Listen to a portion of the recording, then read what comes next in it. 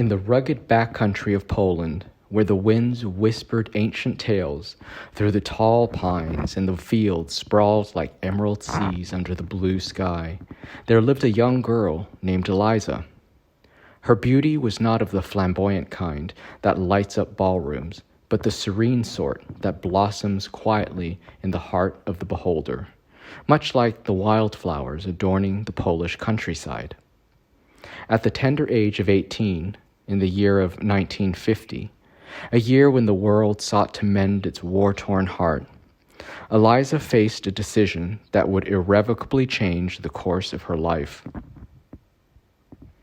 Eliza, with her dreams woven into the fabric of her modest dress, cradled her newborn son with hands trembling not from the chill of the early dawn, but from the weight of her decision.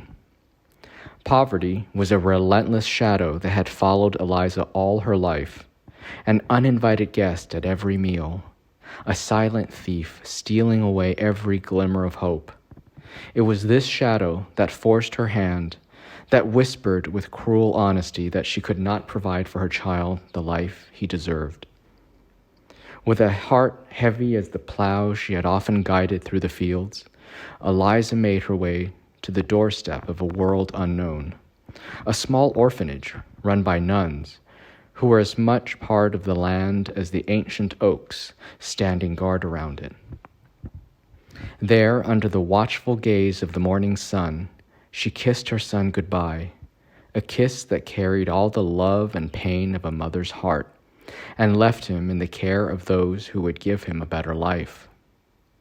The years rolled by like the seasons, each leaving its mark on Eliza and the land she called home. She poured her soul into the earth, finding solace in the rhythm of rural life, in the simplicity of sowing and reaping, in the eternal cycle of birth and decay. Yet there was always a piece of her that remained hollow, a space that echoed with the laughter of a child she never knew. Eliza's life was not one of idle sorrow. She became a beacon of strength in her community, a testament to the resilience of the human spirit.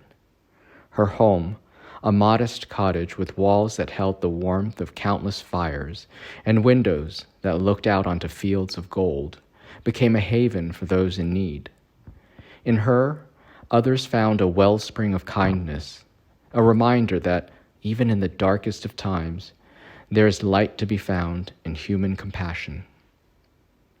As the years turned into decades, Eliza's beauty transformed, from the vibrant bloom of youth to the dignified grace of age, her face etched with the wisdom of a life fully lived. Her hair, once a cascade of dark waves, now flowed like silver streams, reflecting the passage of time. 50 years had passed since that fateful morning when Eliza had made her painful decision. It was on an afternoon bathed in the golden glow of autumn that fate, with its unerring sense of timing, brought a stranger to her door. A man, tall and bearing the unmistakable signs of years spent beyond these fields, stood before her. His eyes, a mirror of her own, held within them a world of stories untold.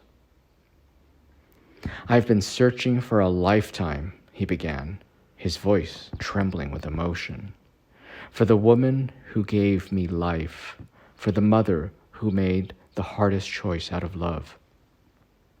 In that instant, Eliza's world stood still, the years of longing and wondering folding into a single moment of heart-rending clarity. Before her stood her son, the child she had never forgotten, the piece of her heart that had always been missing. Tears flowed freely, not just of sorrow, but of joy, of love reborn from the ashes of separation. They spoke of the years that had passed, of the lives they had lived apart, yet always connected by an invisible thread of love and sacrifice. Eliza introduced her son to the land that had cradled his first breath, to the fields that had been witness to his mother's toil and tears. Together, They walked the paths of their shared past, each step a testament to the enduring bond between a mother and her child. As the sun dipped below the horizon, painting the sky with strokes of crimson and gold, Eliza and her son stood side by side, looking out over the fields that had seen the unfolding of their story. In that moment, they were not just mother and son reunited, but two souls forever intertwined by the choices made and the love that endured through the decades. And so, in the twilight of her years, under the vast Polish sky, Eliza found not just her son, but herself, her heart finally whole. Thanks for watching, everyone. If you liked this video, please support it and this channel by giving this video a thumbs up. Also, please hit that subscribe button, and remember, enjoy the journey. See you next time.